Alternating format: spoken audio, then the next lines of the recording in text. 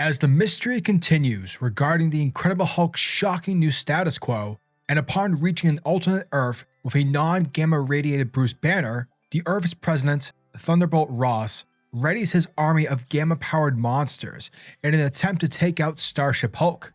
Will everyone's favorite green monster be able to defend himself, or will President Ross's secret weapon prove to be too much of a challenge? Hulk issue number 4 continues both Donny Cates and Ryan Ottley's SMASHTRONAUT storyline, and you really have to appreciate the level of insanity that both creators are utilizing for this Hulk story. Like, it honestly feels as if both Donny and Ryan are playing with action figures in a sandbox. Legit, that's how bananas this story feels. And though it may sound silly, at the end of the day, it is a fun story with a ton of smashing. Pun intended. One of the things I really enjoyed seeing in this issue was Earth 122's Thunderbolt Ross. This guy's a prick. And generally speaking, Ross, has never been the character to really root for. But here in Universe 122, you as the reader are going to want to see this guy get smashed into bits, because he is ruthless, especially in the way that he handles this universe's Peter Parker. I mean, holy crap, just the image of a helpless Peter Parker cuffed up with a bag over his head, only to be seen as a gamma bomb for Ross to use against the Hulk. And speaking of gamma, when Peter transforms into a giant Hulk Spider-Man, I 100% got Resident Evil vibes. Definitely the Tyrant feels from the first game. So gross. But again, much like the previous issues, one of the book's flaws is its length. Not enough stories being told. And yes, I understand that, it's a Hulk book, therefore smashing will be involved. But when we've already had stories like Planet Hulk or, heck, Ewing's Immortal Hulk, we got a ton of content within those books. Each issue felt earned and it felt juicy. And so when it comes to this run, every issue has felt like a bunch of spark notes with amazing art. Again, this story is fun, but I'm sort of waiting for the book to hook me more so on the narrative spectrum rather than trying to sell me on the action. Now, when it comes to the book's art, again, it's probably the reason why most people are buying this book. Ryan Ottley's work is amazing. It's so fun to look at, and every detail is just so bombastic, and you really get this vibe of rocking out with your cock out, which perfectly coincides with the actual tone of the story. And Christ on wheels, the Starship Hulk's engine room, talk about a gore fest. There is so much blood, plus Marvel Zombies as beat-em-up practice for the Hulk. Great call. Overall, despite the issue's length being a real problem, which, don't get me wrong, it's a big problem, this Hulk run is pretty good. It's fun, action-packed, and there's wacky concepts that are being presented that can perhaps come off as immature, but at the end of the day, it's a good time. Hulk issue number 4 gets a 7.5 out of 10. Picking up on Earth 122, we are taken inside the White House, where President Ross is getting debriefed by his staff, letting him know that they have managed to pick up a gamma radiation trace of Bruce Banner, and because of it, they have his location. President Ross, in response, tells his people that this is it. This is finally our moment. Therefore, I want everyone to send in everything. I want tanks, I want gunships, I want everything ready and prepped in 10 minutes. I want Bruce Banner. Meanwhile, we pick back up with our Bruce Banners, both the Bruce Banner from 616 and his Earth counterpart, 122. And at the moment, our 616 Bruce is reading over the world's files. Essentially, he's trying to get quick notes about this Earth, seeing what's different, and some of the information includes facts such as Tony Stark, where following the emergence of Gamma Revolution, Stark Industries literally became obsolete, to the point where, Stark ended up losing everything, only to then in 5 years' time, wind up dead. And those among the X-Men, like the Children of Adam, Cyclops, Jean Grey, Colossus, etc., they were deemed hostile by President Ross. And by using his gamma-based army, his forces were able to eradicate the mutants. Now, basically what this segment is showing us is the fact that Hulk is all alone when it comes to superheroes. There is no one else left to help.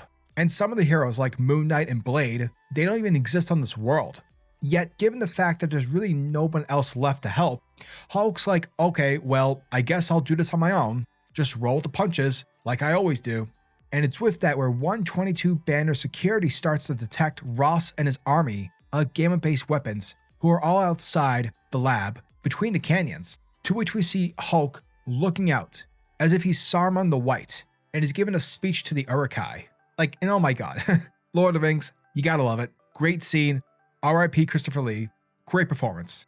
The land will be stained in the blood of Rohan. March to Helm's Deep. So good.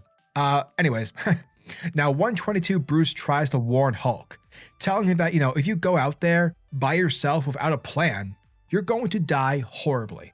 But Hulk is pretty confident that, he's got this. And from there, Starship Hulk rushes out of the lab and he jumps down to start smashing. Now, upon revealing himself to be charging forward, President Ross immediately orders his army to open fire. And like, holy crap, guys, because they unleash all the gamma weapons. Because it's here where Hulk starts getting ripped to shreds. So much so that parts of Hulk's skin are getting torn to pieces. Therefore, because of this, Bruce Banner, who's piloting Starship Hulk, he starts to activate all engines, where he activates the engine room to level 4. Now prior, the engine room levels have consisted of foes for Hulk to rage against. Foes like the Army, Fin Fang Foom, and a giant-sized Wolverine. And now we find out what level 4 has. Level 4 being Marvel Zombies. And because Marvel Zombies are literally infinite when it comes to numbers, Hulk is able to enhance his power as he smashes through the zombies to pieces. Therefore, because of this, Starship Hulk outside is shown destroying Ross's forces. Mechs, tank missiles, everything is getting smashed. Hulk is straight up kicking ass. Meanwhile, we have 122 Banner, who's watching from the screens inside of his lab on what's unfolding outside. And he's like, oh shit, what have I done? Because he's seeing the Hulk destroying everything. Our Starship Hulk is on a rampage.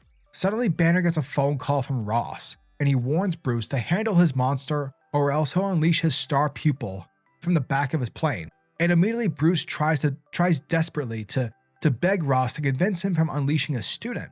But Ross doesn't care for begging. And while he has Bruce's pupil in chains with a bag over his head and a gun pointing directly in his face, Ross gives Banner 10 seconds to stop Starship Hulk, or he'll do the impossible. But fuck you, Banner, because Ross in truth counts like a jerk. And from there, he shoots the pupil out of the plane, causing him to land directly in front of Hulk. Meanwhile, Starship Hulk is wondering why everyone is retreating, but 122 Bruce interjects and tells Hulk that Ross just killed his research student, someone who was like a son to him, and that he was someone who was bitten by a radioactive spider, one which was irradiated with gamma.